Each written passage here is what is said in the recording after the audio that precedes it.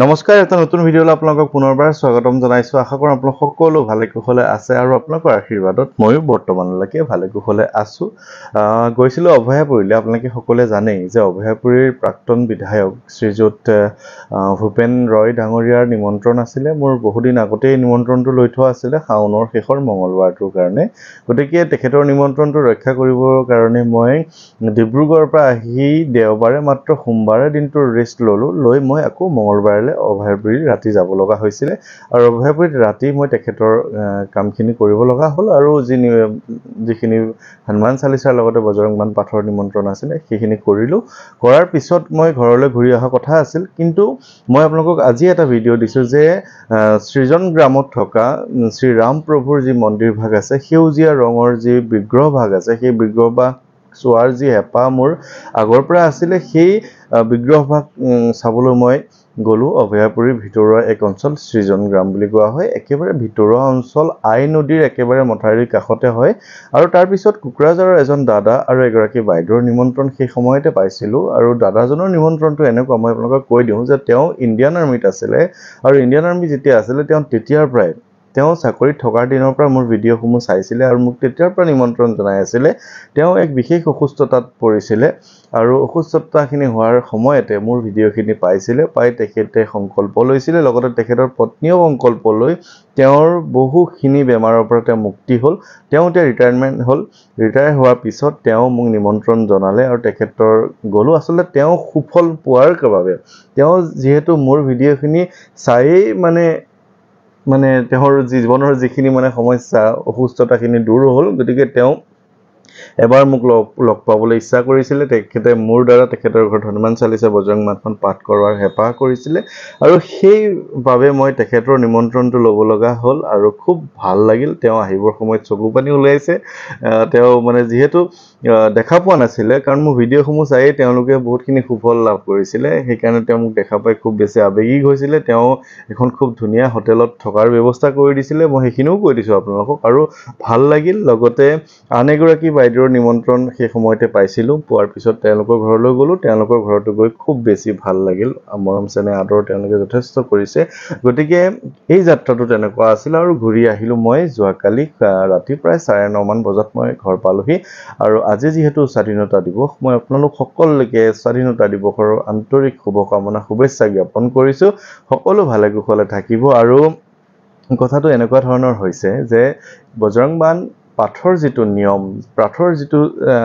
অসমত যি নতুন এক মানুহৰ মন ভাল কৰা, মানুহৰ অসুখ অশান্তি দূৰ কৰিব পৰাকৈ যি এক প্ৰথা, যি এক নতুন এক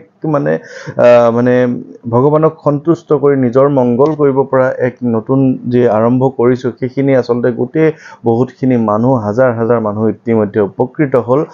বজৰংবান পাঠ এনেকুৱা নহয় যে আপোনাৰ বিপদ হ'লেহে আপুনি পাঠ কৰিব বা আপোনাৰ বিপদত পৰিলেহে কাৰোবাৰ হতীয়া পাঠ কৰিব, তেনেকুৱা অনুষ্ঠান নহয়। বজৰংবান হৈছে আপোনাৰ ঘৰখনৰ বাবে কৰা এক খুব শুভ অনুষ্ঠান, এক মংগলময় অনুষ্ঠান, যি ভাগ অনুষ্ঠান কৰাৰ পিছত আপোনাৰ ঘৰখনত থকা যিকোনো নিগেটিভিটি দূৰ হৈ যায়। কোনোবাই কিবা ধৰি লওক, এই যে অসমত কিছুমান তন্ত্ৰ মন্ত্ৰ চলি থাকে, গোটেই ভাৰততে চলে, কিছুমান ক'লা যাদু বা আনক অপকাৰ কৰিব পৰা কিছুমান বেজ বৈদ্য কিছুমান আছে নহয়, তেওঁলোকৰ দ্বাৰা যি লোকৰ ক্ষতি হয়, সেইবোৰক মন্ত্ৰ তন্ত্ৰ সম্পূৰ্ণৰূপে ধ্বংস কৰিব পৰা এক নতুন নহয়, আচলতে অসমত নতুন, আগৰ পৰা আছিল যদিও প্ৰচাৰ নাছিলে। মই প্ৰচাৰ কৰি আছোঁ আপোনালোকৰ মাজত, আৰু এই কথাখিনিয়ে গোটেই সমাজখনক শুদ্ধ পথলৈ নিবলৈ চেষ্টা কৰিছে। বেজ বেজালি তন্ত্ৰ মন্ত্ৰই যি আনক ক্ষতি কৰিব পাৰে, যিজনে আনৰ শুভ কাম কৰে, আনৰ বাবে ভাল কাম কৰে, ভাল চিন্তা কৰে, সেইজনক মই কেতিয়াও কথা নকওঁ। মই কেৱল এইজনৰ কথা আগৰ পৰা কৈ আছোঁ, যিজনে কেইটামান টকাৰ লোভত আন এজন লোকক বান্ধি থ'ব পাৰে, তেখেতৰ বিয়া বাৰু বান্ধিব পাৰে, তেখেতৰ সন্তান নোহোৱা কৰিব পাৰে বা তেখেতৰ ঘৰখনত উন্নতি নোহোৱা কৰি থৈ পাৰে, সকলো দিশৰ পৰা এখন ঘৰ ধ্বংস কৰিব পৰা যি বেজ বেজালি চলি আছে, সেইখিনি ধ্বংস কৰিব পৰাকৈ কেৱল এজনেই আছে, সেইজনেই হৈছে হনুমানজী। আৰু হনুমানজীৰ যিখন বজৰংগ বাণ, সেইখন আচলতে আপুনিও নিজে পাঠ কৰিব পাৰে ঘৰত। কিন্তু কথাটো এনেকুৱা যে শুদ্ধকৈ পাঠ কৰিব লাগে। বহুতে মোক এই কথাখিনি জানিবলৈ ওচৰলৈ মাতে বা কিছুমান লোকে এনেকুৱা হয় যে তেওঁলোকে হনুমান চালিচা পাঠ কৰি সুফল পোৱাৰ পিছত মোক এবাৰ তেওঁলোকৰ ঘৰত এবাৰ পাঠ কৰিবলৈ মাতে বহুতে কিবা এটা অসুস্থতাত ভুগি মাতে আৰু তেনেধৰণে সুফল পাইছে বহুতে সন্তানহীনতাৰ বাবে মাতে তাৰো 2-4জনে সুফল পাইছে গতিকে এই যিটো নতুন অসমত যি কৰিবলৈ চেষ্টা কৰি আছো এইখিনিৰ পৰা বহু লোকৰ সমাধান হৈছে বহু লোকে ভাল ফলাফল পাইছে আৰু বহু লোকৰ ভাল ফলাফল হ'বলৈ বাকী আছে মই বুলি নহয় অসমত আৰু বহু কেইজনৰ প্ৰয়োজন আছে যাৰ দ্বাৰা অসমখন আমি শুদ্ধ পথলৈ নিব পাৰো বা নিজে পাঠ কৰি এবাৰ শুদ্ধ পথলৈ নিব পাৰি মই বজৰং বাণখন যেতিয়া পাঠ কৰোঁ মই যেতিয়া আপোনালোকে যি কেইজন লোকৰ ঘৰত মই বজৰং বাণ পাঠ কৰিছো তেওঁলোকে জানে যে মই কেনেধৰণে পাঠ কৰোঁ আৰু মই যেতিয়া পাঠ কৰি থাকোঁ মই সঁচা কথা ক'বলৈ গ'লে মই নিজক তেতিয়া গম নাপাওঁ মই কোন মই কেৱল পাঠ কৰোঁ আপোনাৰ বাবে আৰু শেষত একেবাৰে আপোনাৰ ঘৰখনৰ সম্পূৰ্ণকৈ মানে বিপদ আপদৰ পৰা মুক্তি কৰিব পৰাকে মই ভগৱানৰ ওচৰত প্ৰাৰ্থনা জনাওঁ কথাখিনি সিমানে যিখিনি কাম আন এজনেও কৰিব পাৰে যিখিনি কাম আপুনি নিজে নিজৰ বাবে কৰিব পাৰে এতিয়া মই কুকুৰাঝাৰ ইয়াৰ পৰা গৈছো যথেষ্ট দূৰ কষ্ট ভাগৰ খৰচ যথেষ্ট ঠিক তেনেকৈ ডিব্ৰুগড় গৈছো তিনিচুকীয়া গৈছো টেঙাখাত গৈছো বিভিন্ন ঠাই গৈছো সেইবোৰতো যেনেদৰে মই মিডিলত আছোতো তেজপুৰত তাৰ পৰা ইফাল সিফাল গৈ থাকিবলৈ যথেষ্ট দূৰ হৈ যায় গতিকে ডিব্ৰুগড়ৰ পৰা আহি পুনে পুনে মই এদিন মাত্ৰ ৰৈ মই আকৌ কুকুৰাঝাৰলৈকে গুচি গ'লো গতিকে কিছু দিনলৈ মোক অকণমান জিৰণিৰ প্ৰয়োজন যদিও মই ইমানো ভাগৰুৱা নহওঁ আপোনালোকৰ কাৰণে আপোনালোকৰ যিখিনি আশীৰ্বাদ আছে মোৰ লগত ইমানো ভাগৰুৱা নহওঁ তথাপিও আপোনালোকেও চাগে ভাবে ইনো সদায় গৈ থাকে কিয়নো গৈ থাকে কি কথা গতিকে মই সেই কথাটো সমালোচনাৰ পাত্ৰ হ'বলৈ কেতিয়াও মই নিবিচাৰোঁ কোনো লোকে মোক টাৰ্গেট কৰিব পৰাটো মই নিবিচাৰোঁ গতিকে মই ভাবোঁ কিছু দিনলৈ অকণমান জিৰণি লওঁ তাৰ পিছত আকৌ আপোনালোকৰ ওচৰলৈ যাম মই আছো আপোনালোকৰ ওচৰত আপোনালোকে মোক ফোন কৰিব পাৰে ফোনত বিভিন্নজনে বিভিন্ন পৰামৰ্শ লৈ থাকে বা বিভিন্নজনে প্ৰত্যেক দিনাই 4-5জনকে নিমন্ত্ৰণৰ বাবে ফোন কৰি থাকে আৰু এনেকুৱা হৈছে যে যিজন লোকৰ ঘৰতেই গৈছো তেওঁলোকৰ ঘৰত কিন্তু শুভ ফল পাইছে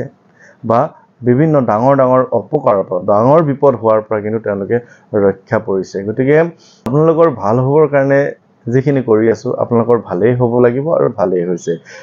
আপুনি যেতিয়া নিজৰ ভাল হ'ব বুলি ভাবিব আপোনাৰ ঘৰখনৰ ভাল হ'ব বুলি ভাবিব আপোনাৰ চাৰিওপাশে ভাল হ'ব বুলি ভাবিব পৰিয়ালটোৰ ভাল হ'ব বুলি ভাবিব প্ৰভুৱে আপোনাৰ সদায় ভালেই কৰিব নিজৰ ভালটো ভাবি কেতিয়াও আনৰ অমংগল কথা ভবা মানুহক কেতিয়াও হনুমানজীয়ে হওক কোনো এজন ভগৱানে আপোনাক সুখ নিদিয়ে কিছু সময়ৰ বাবে আপুনি হয়তো ফুৰ্তি পাব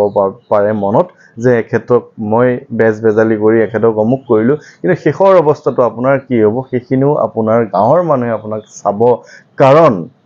আপোনাৰ গাঁওখনত আপুনি মনত পেলাওক যিজন মানুহে বেছিকৈ খাওপাত দিয়ে যিজন মানুহে আনৰ এনি টাইম বেয়া চিন্তা কৰে তেওঁৰ অৱস্থা আজি বৰ্তমান আপোনাৰ গাঁওখনত কি হৈছে আপুনি এবাৰ মনত পেলাওক আপুনি গোটেইখিনি গম পাব গতিকে মই ভাবোঁ যে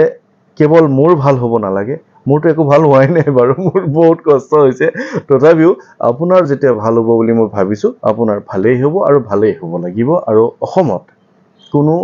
ভুৱা তন্ত্ৰ মন্ত্ৰ বেজালি স্থান আমি দিব নালাগে আৰু সেইখিনি বন্ধ কৰিবলৈ সময় হৈছে বাতৰি পেপাৰে খবৰবিলাক পায়ে আছে গতিকে সকলোৰে ভাল হ'ব লাগে আপোনালোক সকলোৰে কুশল মংগল কামনা কৰি মই আজিৰ এই ভিডিঅ'টো ইমানতে সামৰণি কৰিছোঁ ধন্যবাদ ভালে থাকিব